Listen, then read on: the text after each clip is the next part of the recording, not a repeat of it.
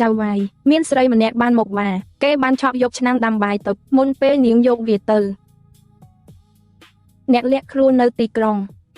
រក្សាឆ្នាំងដាំបាយទឹកនៅទីនេះធ្វើឲ្យគ្រួសារធំទាំង4ស្វែងរកយូរណាស់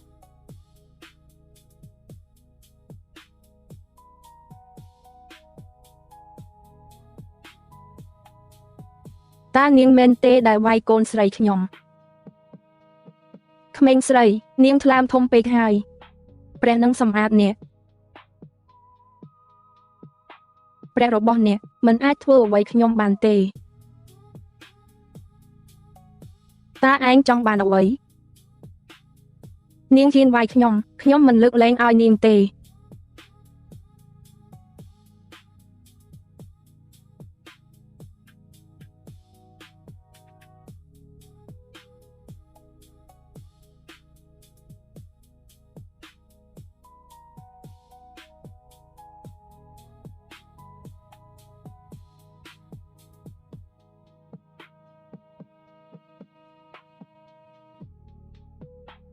បើកភ្លើង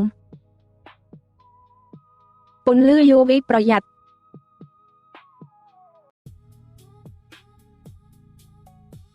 ពន្លឺ UV ប្រយ័ត្ន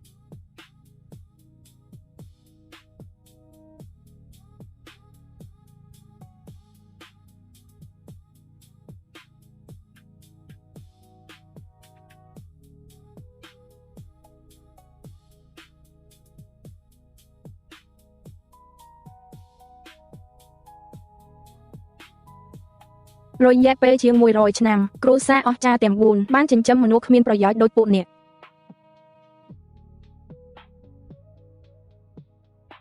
ហេតុអ្វីស្រីម្នាក់នេះមើលទៅខ្លាំងម្ល៉េះខ្ញុំគិតថានាងខ្ញុំបានឃើញនាងនៅក្នុងបន្ទប់សម្ងាត់របស់តាខ្ញុំគិតថាដូចធ្លាប់ឃើញនាងដែរបើឆ្នាំងទឹកមិនបានទៅកន្លែងរបស់វាវិញទេគ្រួសារទាំង4នឹងរងការវិនាសមុនគេហើយគ្រួសារលីនឯងនឹងបាត់ខ្លួនមុនគេនាងធ្វើឲ្យគ្រួសារលីយើងបាត់ខ្លួនដោយរបៀបណាគ្រួសារលីយើងបានរងម100ឆ្នាំហើយគួរតែបាត់ខ្លួនយើងនឹងបាត់ខ្លួនមែនទេលោកស្រីពេលនេះអាក្រក់ហើយលោកលីបានជួបគ្រោះថ្នាក់ចរាចរណ៍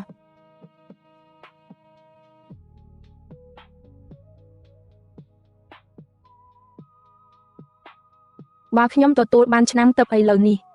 កូនប្រុសរបស់នាងមិនស្លាប់ទេជាការអាណិតពីពេលនេះតទៅបើឆ្នាំទឹកមិនត្រឡប់ទៅកន្លែងដើមវិញទេនោះគ្រួសារលីរបស់ឯងនឹងស្លាប់ម្ដងម្នាក់ដល់គ្រួសារធំទាំង4បំផ្លាញចោលទាំងស្រុង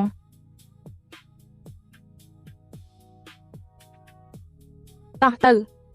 ដល់រាប់ណាឆ្នាំដាំបាយទឹកមិនមានព្រោះមហន្តរាយដ៏ធំក្នុងប្រទេសចិននឹងមកដល់មុនពេល3ខែខ្ញុំមិនប្រញាប់ទេអ្វីដែលព្រួយបារម្ភគឺគ្រួសារធំទាំង4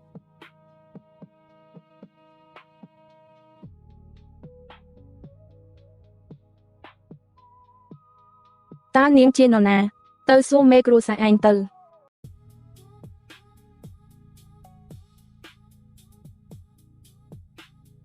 ម៉ាក់កុំបារម្ភអីនាងជាមនុស្សអាក្រក់ជេរប្រមាថយើង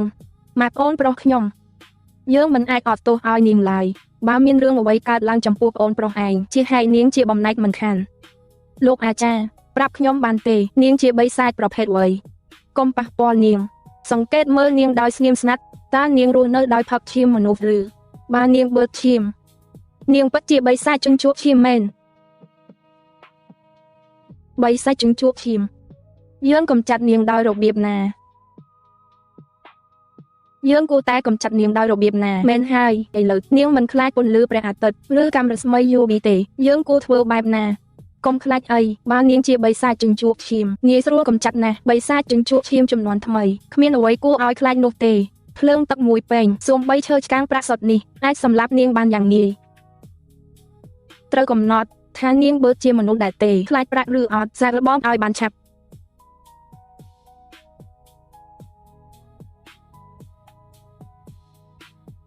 យល់ព្រមយើងសាកល្បងតោះទៅ